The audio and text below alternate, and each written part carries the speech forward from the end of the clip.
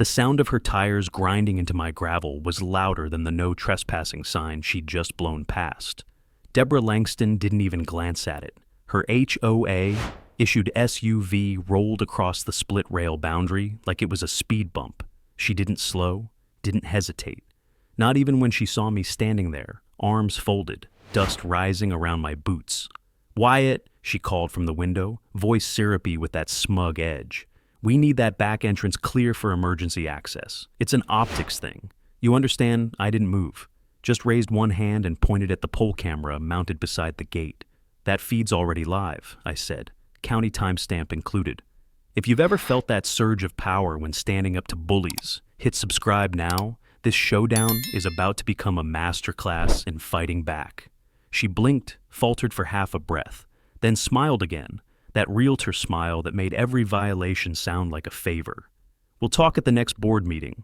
"No need," I said. "My land, my gate, my footage. You already made your case." She rolled her window up and kept driving like she hadn't just handed me my first piece of evidence. "I'm Wyatt Morgan, civil engineer, fifth-generation ranch son. I don't raise cattle anymore. I build things that hold weight. I know how ground shifts under pressure, and I know when someone's laying a false foundation. This gate? It wasn't just metal. My father welded it himself when he came home from Vietnam, hands still trembling but steady when they held steel. He built it to last longer than any of us. Told me once, if they ever push back, let them hit iron. He passed 3 winters ago. Lung cancer took him quick, but the gate stayed. And for every day since, I've watched these HOA suits inch closer, like they could absorb our land by pretending their roads always ran through it. Deborah was the worst. Ever since Fox Hollow Preserve expanded down past the tree line, she treated the gravel path along my eastern fence like it was her private shortcut.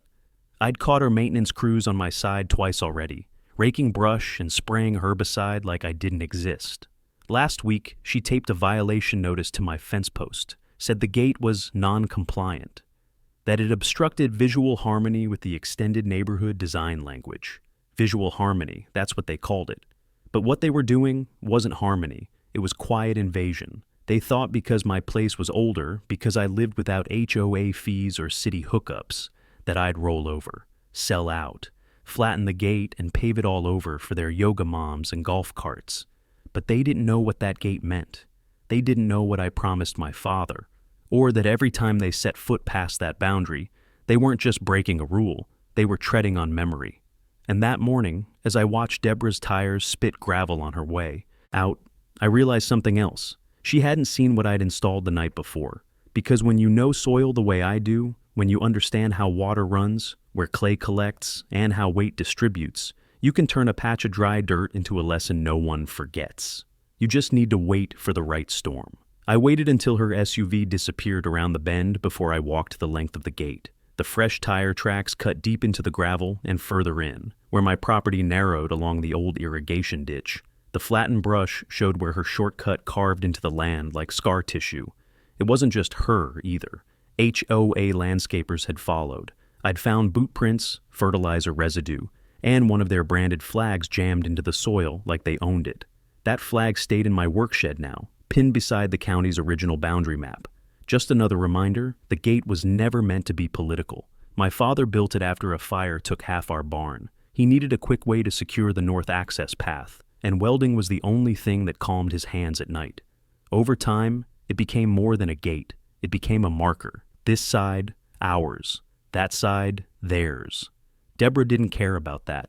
She was after appearances, the kind of curated rustic charm that showed up in brochure shots and community Instagram pages. A wildflower path here, a weathered fence post there. Never mind that the land was still alive, still working, still real. A few months back, they had started hosting their events at the new community center that backed up just beyond my fence line. From the front, it looked like any clubhouse. Glass walls, manicured planters, whitewashed stone. From the back, though, they'd carved an unpermitted walking trail that fed directly into the slope near my eastern ridge. That trail used to be dense with native brush. It soaked up runoff during storm season. Now, it funneled water straight down into my paddock, and last monsoon, it nearly flooded the stable. I sent a warning letter then, certified, included photographs and the elevation model I'd built from my old surveying drone. The HOA board responded with a generic form. Concerns noted. Aesthetic compliance maintained aesthetic compliance. What they meant was, it looks better this way, so deal with it. And now Deborah had decided the gravel strip behind my gate, the one my great-grandfather laid by hand, was the fastest way for her board members to avoid a 3-minute loop around the neighborhood's perimeter road. I paced the length of it now, my boots crunching over the same grit my family had walked for generations. At the curve where the path split toward the tree line, someone had knocked over a boundary marker. I found it half buried under a tire rut. I snapped a picture, time-stamped, geo-tagged. Every move she made was evidence now. Every shortcut, every intrusion. When I reached the barn, I powered up the workbench tablet, pulled up the file labeled encroachment log. It had entries going back 9 months, coordinates, dates, vehicle IDs, photos, side-by-side overlays of HOA maps versus county-registered plats. I wasn't documenting for revenge. I was documenting for court. I didn't trust their process. I'd seen what happened to neighbors who challenged board actions, silent citations, community whispers, petitions that vanished before vote counts. This wasn't just overreach. It was control disguised as landscaping, and most of them let it slide, because what was one flagged bush, one graded slope, one shortcut that cut through someone else's memories? But it didn't stop there. The following week, I came home from a supply run and found the access road half graded. Fresh machine lines raked through the gravel. They hadn't even asked. No letter, no knock. Just a construction crew in neon vests, shrugging like they thought the HOA owned everything past the fence line. I asked the man in charge who signed the work order. He pulled out a clipboard and pointed at the signature, Deborah Langston. That's when I knew. This wasn't ignorance. This was coordinated.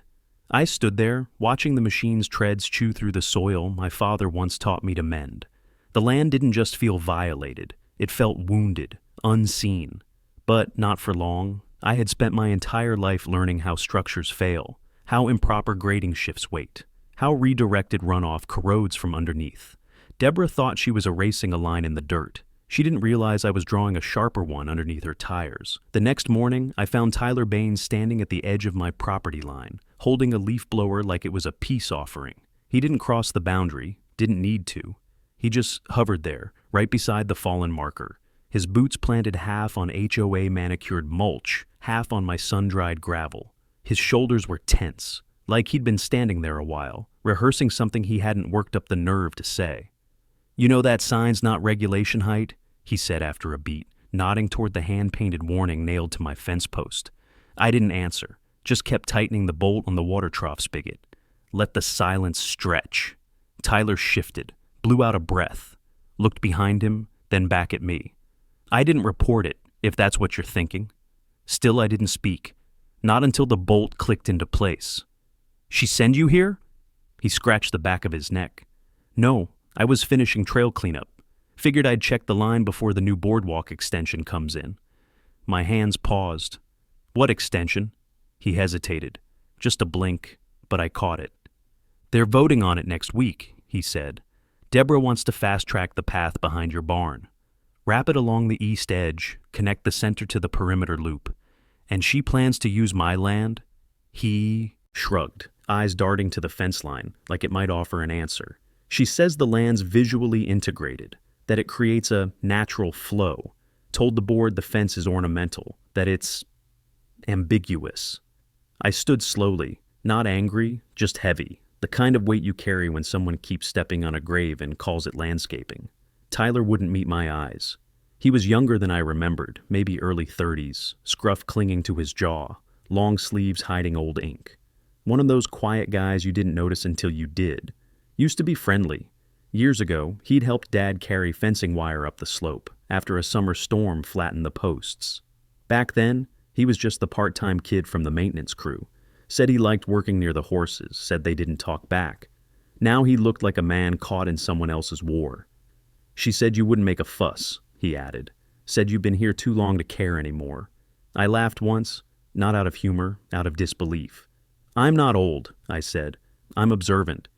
Tyler's jaw flexed. He looked like he wanted to say more, But instead, he bent and picked up the fallen survey marker, brushed the dirt from it slowly, held it like something fragile. "I didn't know they'd grade your side. I swear," he said. "I just do maintenance. Leaf blowers, fence paint, that kind of thing." "Then why are you here, Tyler?" His lips parted, closed. Then finally, he looked me in the eye. "Because I saw the crew plans. And I know what Deborah's saying in those meetings. And it's not just about shortcuts anymore." I didn't speak. Let him fill the silence on his own terms. He swallowed hard. "She's rewriting the maps," he said. "I saw a draft on her desk. The new one cuts your fence line out. Shows the path wrapping straight through the old paddock. No boundary markers, just green space." My grip tightened around the wrench. "I wasn't supposed to see it," he added, "but I did. And I don't want to be part of that." There it was, the fracture. Not a clean break, but a splintering. You could see it in his shoulders, the way they dropped when he finally said it. Like he'd been holding something up too long and couldn't anymore. I stepped forward and reached for the marker, took it from his hand, planted it back into the soil with one solid press from my boot. The line stood again. "I'm not asking you to choose sides," I said quietly. "I'm asking you to remember where the line used to be." He nodded once, then walked away. Slow, head down, leaf blower buzzing softly at his side. But he didn't look back, and that told me everything. 2 days later, I woke to the sound of machinery. Not the usual morning hum of sprinklers or the distant whir of lawnmowers, but the heavy grinding thrum of diesel, hydraulic arms, steel teeth ripping into earth. I didn't even grab coffee. By the time I made it to the eastern ridge, the slope behind the barn looked like it had been torn open by a backhoe. Orange safety flags staked a clean arc across my property line, looping straight through the erosion ditch that marked the lowest point of the runoff basin. And standing at the edge, clipboard in hand, was Deborah Langston. "Morning," she called, like we were neighbors discussing roses. "What the hell is this?" She didn't flinch, just gestured broadly toward the machines. "Trail expansion," she said. "We're fast-tracking the new loop. You'll be pleased. It's getting a native plant barrier." Very eco-conscious, I stared at the flags. At the earth displaced right where I'd been documenting water flow for months. At the slope my father had reinforced with hand-laid stone and natural retention years before the HOA even existed. "You're on my land," she smiled. One of those closed-lip photo-op grins that made her look practiced instead of polite. "Actually," she said, "we received updated mapping from the committee. And according to our consultant, this section is part of the shared boundary zone. It's considered a flexible use corridor." I stepped forward, boots sinking slightly into the churned-up clay. "There's no such thing as a flexible use corridor." Her smile twitched, just slightly, but her tone stayed syrupy. "Well, that's a matter for the board." Behind her, one of the contractors raised a flag and yelled for survey coordinates. Another started pouring gravel along the cut line, flattening the slope even further. I pulled my phone out, snapped pictures, video, geotagged everything. "You're disturbing a runoff basin," I said flatly. "You're removing soil from a protected slope. And you're doing it without a grading permit." She paused at that, not long, but long enough. "Look," she said, lowering the clipboard slightly. "Why don't we set up a meeting next week? We can discuss easements, maybe look at compromise solutions." "No," she blinked. "No meeting. No compromise. You're trespassing. You're altering terrain you don't own. And you're about to cause a regulatory nightmare when the next storm hits." That last part landed.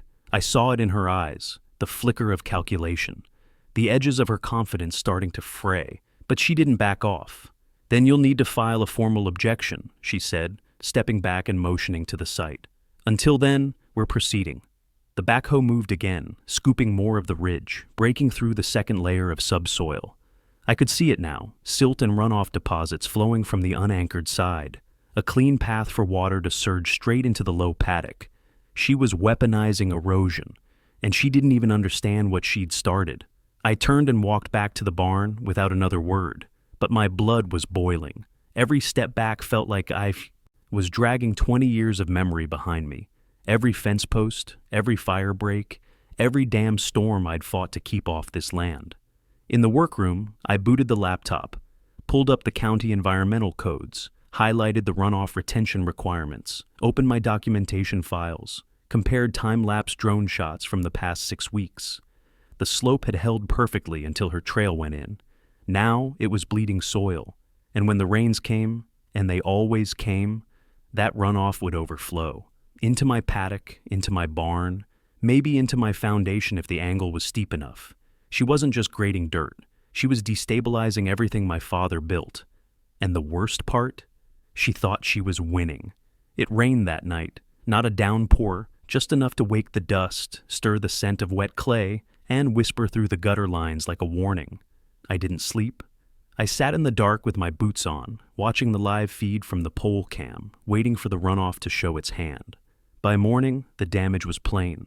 A narrow channel carved through the slope where Deborah's crew had flattened the ridge.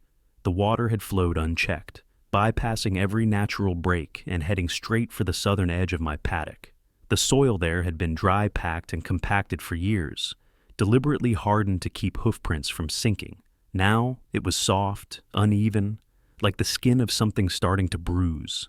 I walked the line in silence, eyes tracking the contour. The water had exposed the sublayer, lighter clay, vein-thin roots, and a strip of broken stone that used to be part of the retention base my father built. The slope had bled, quietly, invisibly, just as I'd feared. By the time I reached the lowest point, my boots were already caked in wet grit. I crouched and ran my hand across the surface. Slick. Too slick. Water didn't just pass through here. It lingered, pooled, absorbed into the seam lines where the clay swelled and held. I knew exactly what that meant. My training didn't come from a textbook. It came from years in the field, first with the Corps of Engineers, then private contracts. I'd studied flood zones in the desert and hillside erosion in the Rockies. Soil told stories when you listened. And this patch was speaking clearly now. This wasn't just sloppy grading, it was negligence. And worse, because the way the slope was altered, the runoff wasn't dispersing. It was concentrating. Every drop now funneled into a single outlet, like a pressure valve, like a ticking clock. I paced it out, 42 feet from the edge of the new trail to the first visible breach. From there, a 12-foot run before it hit my paddock's boundary post. That post had held steady since I replaced it 4 years ago, but now the base was loose, not by much, half an inch, maybe less, but enough. And the real concern wasn't just what I could see. It was what was happening beneath the surface. Hydraulic pressure doesn't ask for permission. Water undermines from underneath, undetected, silent. By the time it's visible, it's already too late. I stood, squinting into the rising sun. The slope cast a long shadow across the trail, where the gravel had washed slightly to the side. That alone would have told me something was off, but I needed more than intuition. I needed proof. I went back to the barn, pulled my tablet from the workbench, and opened the soil displacement app I'd modified last winter. It wasn't fancy, but it paired with the moisture sensors I'd embedded near the paddock last season during a drainage test. I pulled the data. 3 of the sensors showed normal absorption rates. 1 didn't. The one closest to the altered slope had spiked at 3:17 a.m. Sharp uptick, 4 times higher than expected. I matched it against the camera footage. At that exact time, a small rivulet appeared along the eastern edge, barely visible, but enough to correlate. I checked the coordinates, then cross-checked them against the property survey. The breach occurred 41 inches inside my legal boundary, not on the trail, not on some shared corridor. My land. I logged the data and stored it in 2 separate backups, one cloud, one external. This wasn't about winning a spat anymore. It was structural integrity. It was engineering liability. It was code violation buried under faux landscaping and HOA jargon. I stepped outside again, walking back to the breach. The sun had started to dry the surface, but the truth still clung to the clay underneath. Heavy, damp, compacted. I could fix it, I could stop it, but not by patching, not by appeasing. If I wanted to make it hold, for good, I'd have to use what she gave me, because sometimes the best way to fix a foundation is to let it collapse under the weight of its own arrogance. By the next morning, the earth had settled, but the line was still bleeding. The sky hung low and gray, clouds stretched thin like gauze over a wound. I walked the ridge before sunrise. every footstep sinking slightly deeper than the day before.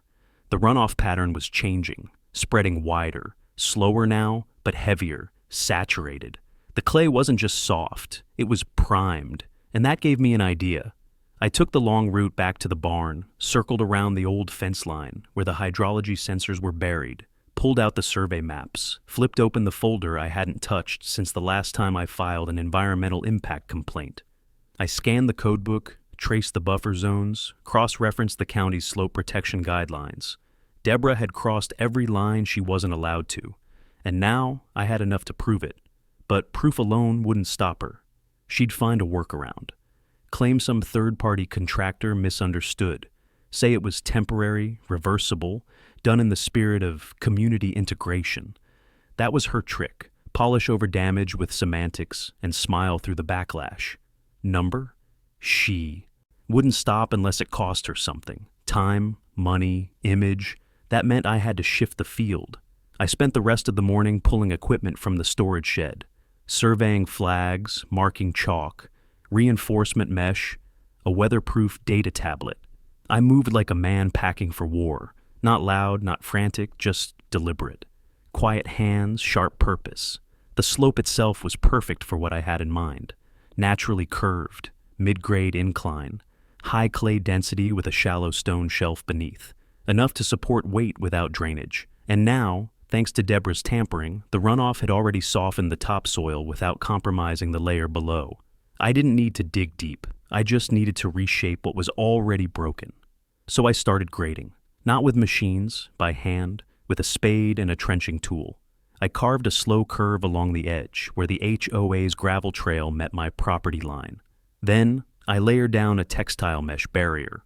Legal, environmentally approved, nothing aggressive about it. Just erosion control, well within my rights. But under the mesh, I shaped something else. A channel, not wide, not obvious, but deep enough to pool water beneath the surface, and slick enough to trap the weight of a tire if someone rolled through without stopping. On top of that, I laid another layer of gravel, matched the trail's pattern exactly, tamped it down so it looked untouched, a natural continuation of her shortcut, smooth, inviting, allure. I installed new stakes at the border, this time with reflective caps and laser-cut warnings. Then, I turned the camera to a tighter angle, framing the trap, logging every movement, every trespass. By the time the sun dipped low again, the work was done. The field looked untouched, but it wasn't. It was armed, and it wasn't vengeance. It was education. Because Deborah had spent the past year pretending my land didn't matter, pretending that what she wanted she could simply take, with ink, with maps, with crews and flags and sweet, dangerous words. But there are rules in soil, consequences in water, and when you build on a lie, eventually the ground knows.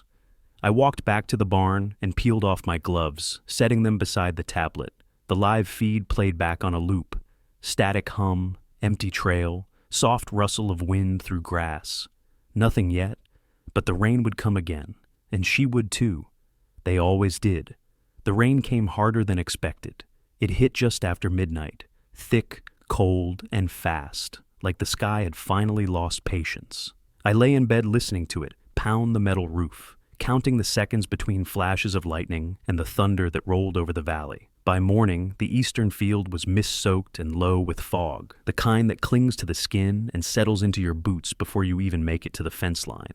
I didn't go to the ridge first. I went to the gate, and I wasn't surprised to find the tire tracks, fresh, sinking, a perfect arc. Leading from the HOA's manicured trail through the reflective warning stakes I'd placed 2 days before, right into the patch I'd regraded with surgical precision. She'd done it again. She'd seen the signs, ignored them, saw the soft gravel, thought it wouldn't matter. The shortcut was too convenient, her habit too ingrained. She didn't believe consequences applied to people who called meetings and signed fines. But this time, they did. The track ended abruptly, swallowed halfway into the clay. The back end of her luxury SUV tilted at an awkward angle. Passenger side tires mired deep. Mud caked the undercarriage. The kind of jam that couldn't be shaken out by rocking the wheel or flooring the gas. No easy escape. I didn't touch it, didn't go near it, just stood there in the mist and watched the cameras do their work. The footage would speak louder than any argument ever could. But before I could even finish walking the perimeter, I saw someone approaching from the path. Hooded jacket, cautious steps. One gloved hand holding something close to his chest. Tyler. He looked pale under the morning light, skin drawn, lips pressed thin. He didn't wave, just stopped on his side of the boundary and held out the envelope. "I took this," he said, "last week. Before they could shred it, I took the envelope. It was slightly damp but sealed tight.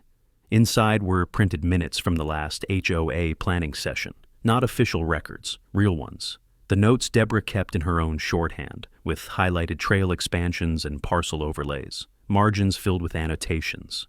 "Reclaim Morgan boundary under trail beautification clause," I read aloud. "She told the board you were on temporary easement status," Tyler said, voice low. "Said the gravel path wasn't protected, and that the floodplain makes your side unusable. She wants to phase you out, quietly." I looked at him. "You always knew?" He shook his head. "Not until they stopped letting me in the side meetings. When she said the trail would be self-correcting after grading, I knew something was wrong." He shifted uncomfortably, glancing at the stuck SUV behind me. "I didn't think she'd be stupid enough to keep driving through after the rain." "She wasn't stupid," I said. "She was sure I wouldn't push back." Tyler exhaled hard, like he'd been holding his breath since the moment he stepped off the path. "I don't want to work for this anymore," he said. "Not if it means lying." I nodded. There was nothing more to say. He'd already done enough by handing me that envelope. As he turned to go, he paused one last time. "There's one more thing. Her signature on that maintenance crew order, it's a copy-paste. She never submitted it through the official channel." My jaw clenched. "That means the grading was off record," I said. He nodded. "If the county finds out, they will." Tyler looked. Down at his boots, the mud climbing halfway up his shins. "For what it's worth," he said, "I think your dad would have liked how you're handling it." Then he walked back into the fog, steps slow, deliberate. I stood there with the envelope in my hand, the trap behind me doing exactly what it was designed to do. Not to destroy, but to reveal. And for the first time in weeks, I felt the ground shift in my favor. I spent the rest of the morning inside the barn, hunched over the workbench with the envelope Tyler had handed me, lying open beside the soil reports, camera logs, and property survey. The sound of rain had faded, but the water still dripped from the eaves, steady as a clock. Outside, Deborah's SUV remained embedded in the mud trap like a monument to her arrogance. I'd built the evidence. Now it was time to sharpen it. I pulled the original survey documents from the locked cabinet and laid them flat beneath the current HOA proposal, notes Tyler salvaged. Overlaying the maps, I traced the changes. Deborah's team had redrawn the borderline, nudging it east by a full 25 feet. On paper, it looked subtle, practically invisible to someone who didn't know the land. But I knew every inch. Their new beautification corridor covered 3 separate runoff veins, all of which funneled into my paddock's floodplain. If they'd continued with the boardwalk installation, it would have turned my land into a basin. Any rain heavier than an inch per hour would have rendered the paddock unusable. Long-term exposure meant soil collapse, foundation shift, livestock hazard, and worst of all, total insurance loss. That's what this had become, not just trespass, not just entitlement. Deborah's shortcut threatened the physical integrity of my home, and now I had the technical breakdown to prove it. I opened the custom modeling software I'd built years ago, back when I used to contract for land development surveys. I input the changes they'd made, ran the rainfall simulation using current storm data, and watched the map light up in red. My slope would hold for 6 more weeks under normal conditions. 7 if I reinforced it. 3 if they kept grading. It was enough, more than enough. I added the report to a digital folder labeled Violation Package. Then I pulled the photos from this morning. Deborah's vehicle stuck up to the wheel wells in my erosion trap. I captured the timestamps from the live camera feed, stitched the screenshots into a clean sequence showing her ignoring the signage, entering illegally, and losing traction at the exact GPS location marked on the runoff survey. Next, I uploaded the footage of the grading equipment from last week, the crew operating on my side, flags in the soil, no permits posted. I pulled the county's online permit database just to confirm. Nothing filed, no grading application, No erosion mitigation plans, not even a placeholder request. I added that to the folder. Then I opened Tyler's scanned notes. His handwriting was messy but legible. The line that stuck out, the one that would burn through any boardroom defense like a blowtorch, was this: Morgan property marked for soft takeover via trail realignment. Use weather impacts as justification. They didn't even plan to fight me directly. They were going to wait for nature to do the damage, then slide in with an offer to manage the land as a safety measure. I leaned back in my chair. They thought they were clever, but they underestimated the one thing I had that they didn't: an understanding of how structures fail and how to weaponize that failure. I opened a new document and started drafting my formal report to the county environmental office. Not emotional, just factual, measurements, dates. A detailed engineering breakdown of how improper grading led to land destabilization on private property with photos and soil analysis. At the bottom, I attached the incident video. Deborah's SUV, the trap, the result. Then I saved the package to a thumb drive and another copy to a private cloud folder with read-only access.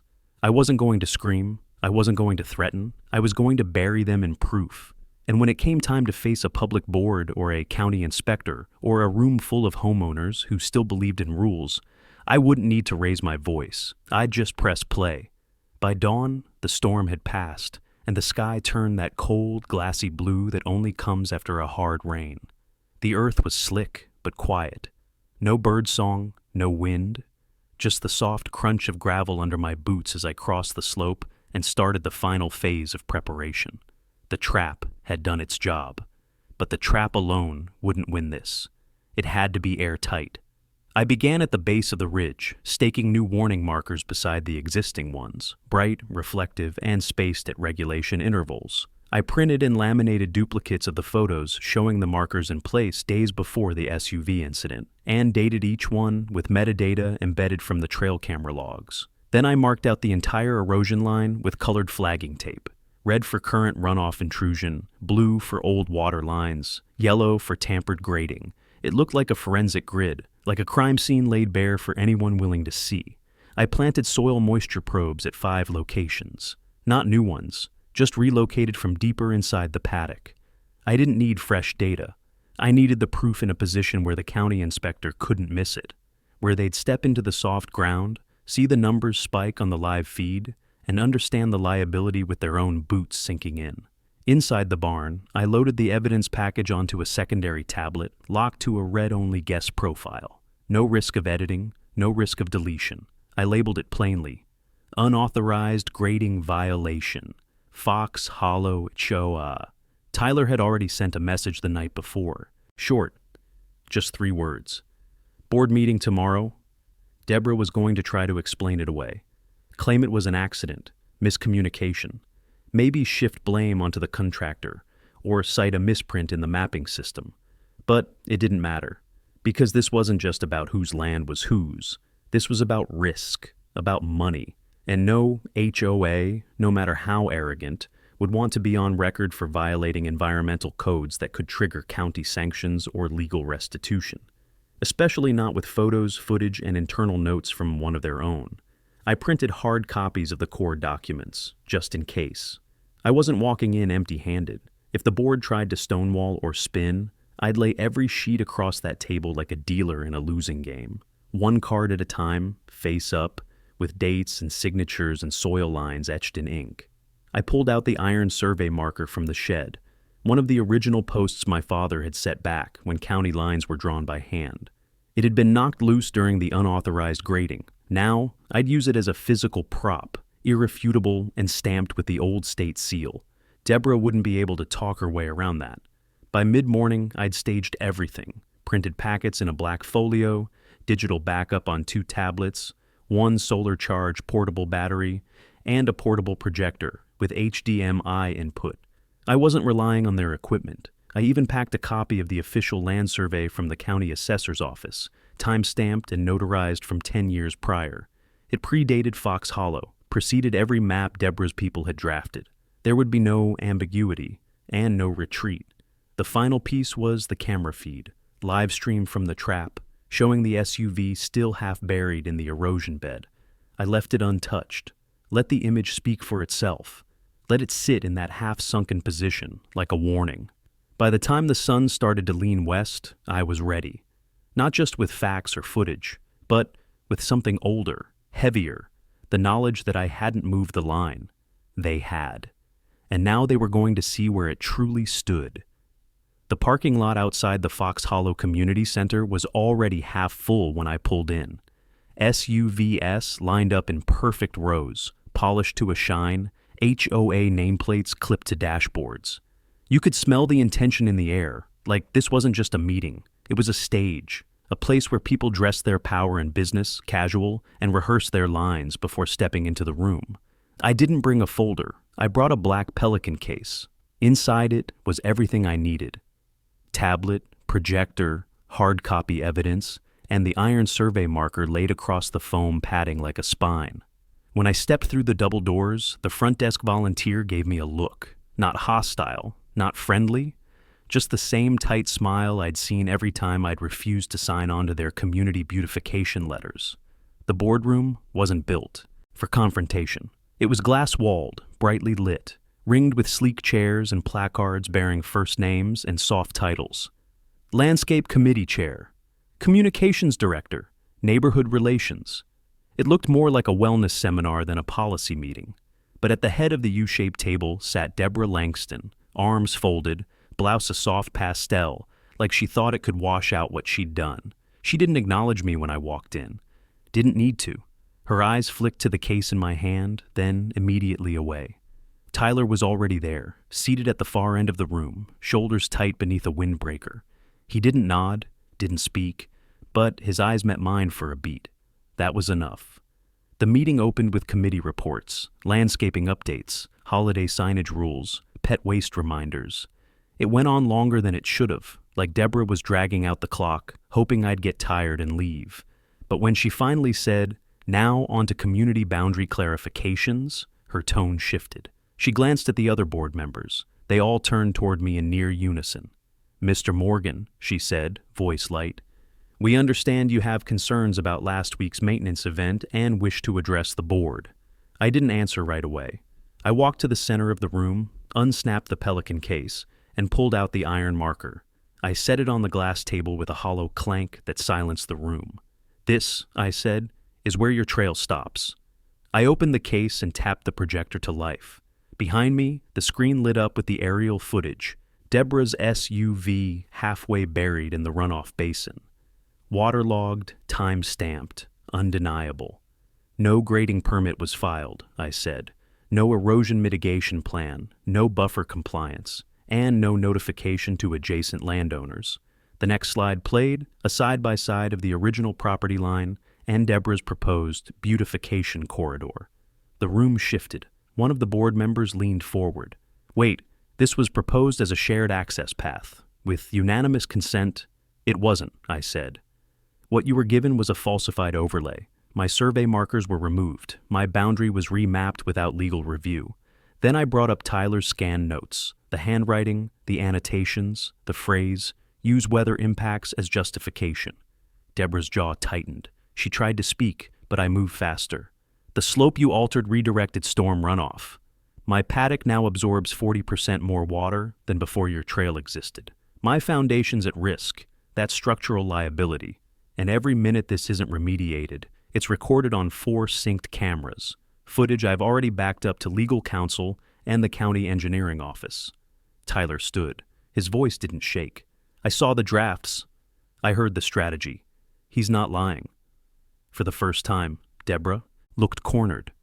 "This isn't how we do things," she said quietly. "No," I replied. "It's how you did things." Past tense.